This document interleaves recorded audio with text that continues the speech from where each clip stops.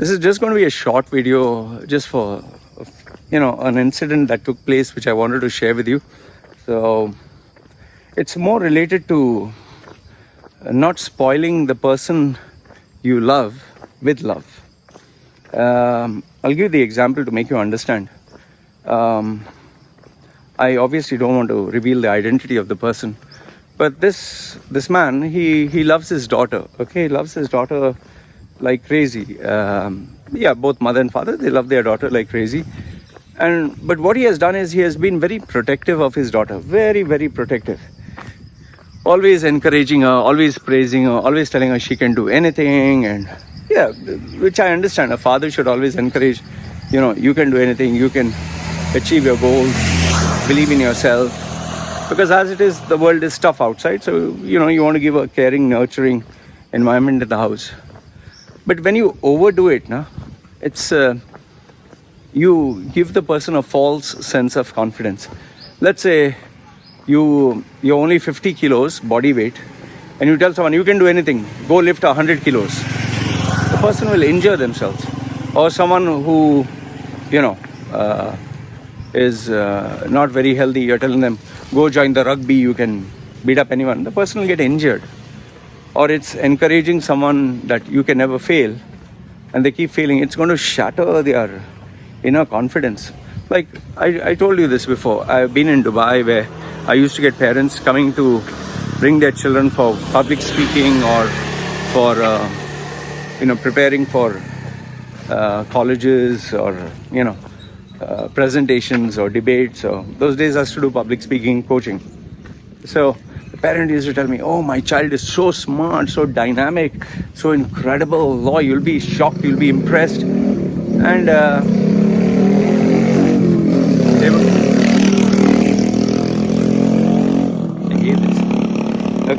so they would praise the child so much, you would think that, my goodness, this child must be the next Obama. And then the child, obviously fueled with the mothers and fathers' confidence. Oh, Loy, I was sleeping and then I woke up. The alarm rang. It's fucking dramatic. Say, what the fuck are you doing? You don't go and see people standing, behind the lectern and talking. I was sleeping and this. What the fuck are you doing? So then I asked the father and mother, why do you say that the child is so gifted and talented? Oh, he won so many awards in school. He won so many awards in competitions within inter-school. Yeah, that's inter-school. That's not fucking the world. I'll give you a good example. If you see one of my photographs that I have, my baby, in that my wife had clicked at the right time. I was standing behind my baby and my baby fell down. Okay, my baby fell down. Now, generally, when a baby falls, the father or mother pick up the baby. Many times when my baby has been walking in the shopping mall or running and she has fallen down, people, well-intentioned individuals standing there have come like forward. Oh my God, let me carry the baby. Even if the baby has fallen down bad, I don't pick up the baby. I have never. Even my wife, I told her, wait, let her get up. And the baby is obviously, yes, sometimes the baby doesn't cry. The baby gets up, and continues walking. Sometimes when the baby gets hurt, like this one time in the house, in that cage which I built, safety area, my baby climbed up. And when she climbed up, she just jumped the other side with her legs very fast. And when she jumped very fast, she didn't keep her balance. She fell down and banged her head. Fortunately, she didn't bang her head very badly, but it was a bad bump.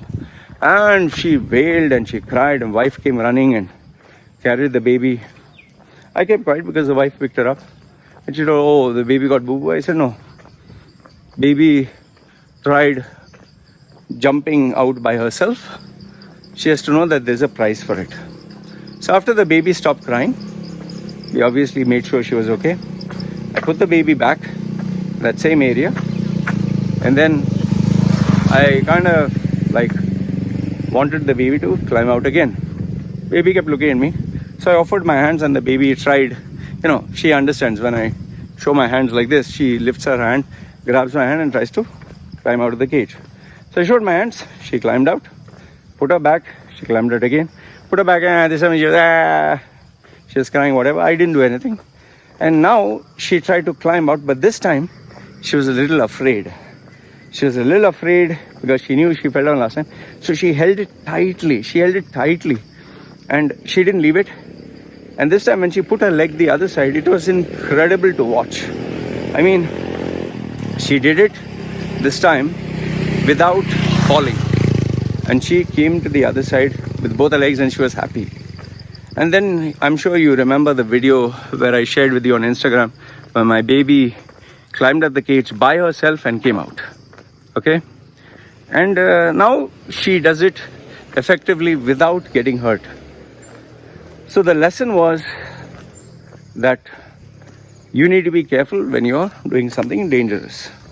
And the bigger lesson was that, I'm not going to be there to protect you always. You have to learn to protect yourself. Now, whenever she gets hurt, if she falls down, she obviously lifts her hand and says, Papa, and she cries and all that. I ask her, what happened? And I talk to her like an adult because I want her to know that, it's a tough world out there. It's a really hard world. Maybe I'll not be alive one day. Maybe I'll be dead. You need to fight it out by yourself. So if you fall, you pick yourself up, you dust yourself, and you go ahead. It's not going to be, the message I'm not going to give my daughter is if you fall down and you raise your hand, a knight in the shiny armor, your papa or your boyfriend or somebody will be there to carry you. And the repercussions of this you can see in society. Whenever a girl gets hurt, she cries, oh, he took advantage of me, oh, he did this and that. And she cries and, people come, oh, poor baby, oh, we understand. There are a lot of these people who I coach, who I know that they're looking for a sad, sympathetic vote. They're looking for, oh, I understand. Many people pay me money just to talk and tell me their problems. When I give the solution, they don't seem to use anything. They don't seem to do anything. They just want to share their self-pity, self-victim, boo-hoo-hoo story. There are many of these. You'll get many of these relatives and friends who'll, he hit me, he beat me, he did this, he did that. And then when you tell them, okay, leave him. No, I can't do that. I can't do that because, I have children, I have a future, I have a this. You just want fucking self-pity, sob stories. You don't want to tell the reality. Maybe you're fucking irritating. Maybe you're a piece of shit. See, it's all about taking self-control. Take charge of your life and be, like, some people say, be a man, So in the same way with my daughter, if she falls, get up. Just get up. That's it. Nobody's going to boo-hoo-hoo. Nobody's going to, even my wife. My wife rushes to, I say, stop. Let her get up. The same thing I'm going to do later on. I'm going to put my child for Muay Thai classes, self-defense. Because if tomorrow some boy were to touch her inappropriately, touch her breast or touch her ass or, try to molest her or anything, maybe I'll not be there. Maybe I'll be dead. Maybe whatever. Maybe anything can happen. Maybe she'll be too far off. At that moment, she has to do something. At that moment, she has to do something. So I'm going to teach my child how to defend herself. In the Muay Thai class, I will tell that guy, make it tough for her. Make it fucking tough. Obviously, don't break her arms and all that, but make it tough. Make her grind. And I'll tell her to be pitted against the boys, not the girls. Let her fight. Let her fight with the boys. Let her fucking get hit. Let her fucking give back. Let the guy punch her on her face and let her break his face. When she keeps getting hit on the face and she keep getting kicked and all that, and she doesn't back down, tomorrow when any man touches her or slaps her on the face, she'll fucking give him with the elbow. That's what I want my daughter to do. Fucking anyone tries to rape her, she should fucking, bite his fucking cock and rip it off. It should be like that. You do anything with my daughter, she'll gouge your eyes out. She'll rip your throat. I want my daughter to be like a fucking animal. If she has to die, we kill that motherfucker and die together. That's it. So the point I'm trying to tell you is, don't overly protect the ones you love. So much so that when you're not there, they can't do anything by themselves. Even my wife. I don't pamper my wife. I don't protect my wife. I always remind my wife, tomorrow I die, how will you take care of yourself? So set up your own business, do your own thing. My wife and my baby sleep on the ground like me. Okay, in my case, yes, I have the AC because my computer and all, it heats up. And my computer crashed 3 times because of the overheating. So I don't have a choice there. Otherwise, I would have preferred to stay without AC. Can't do anything there. So yeah, and given that my room is a closed room, the computer heating, you can literally sense the heat, 3 machines. So yeah guys, this is what I want to share with you with regards to protecting yourself. See, if you overly protect them, they will disrespect you. They will disrespect themselves. They'll disrespect society. They will never be grateful. Like just as a mother and father give things, don't give them easily. Like I know one of my friends, she loves her brothers and sisters so much. She always takes care of them, always is there for them, and they hardly respect her. They take her for granted because she's rich and because she's successful. I know there's an indirect bone of jealousy. So whenever they are in a loan or problem or accident, she's the first one to shell out her money to protect them. But when they talk to her as if don't give a fuck. I've seen parents and children have the same issue. I've seen kids.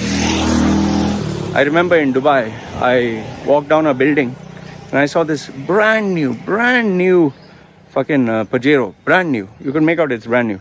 But I saw the side windows smashed. I was like, what the fuck happened here? And the side rear mirrors and all that smashed. There was like an iron rod inside. And I was like, what the fuck happened here? He's saying, yeah, the boy broke this. I said, which boy? The boy who the father gifted this boy. He did this. Why the fuck did he do that? It seems he wanted a Hummer for his birthday. His father bought him a Pajero. So in anger, he smashed it. What the fuck? See, this is a problem of pampering your children. Trust me, if my fucking kid did that, as it is, I'm not going to buy something so expensive and useless as a fucking car. And second one is, fuck, you show that attitude. Forget that attitude. 1% of that will throw you out of the fucking house. Go outside, let this savage environment fucking scare you to death and beat the daylights out of you, and then with your tail in between the legs, come back, and then you'll respect me. So I keep it real, man. I keep it real because I've witnessed the elements of life, from being molested to being raped. I've gone through torture, I've gone through criticism, peer pressure, bullying, being made to feel like shit. So I'll make sure that my daughter undergoes the proper training where she's tough, including my wife. So even with you, please, if your child falls down, don't pick up your child. Let your child dust herself or himself, even if they get hurt, even if bleeding, unless it's something serious.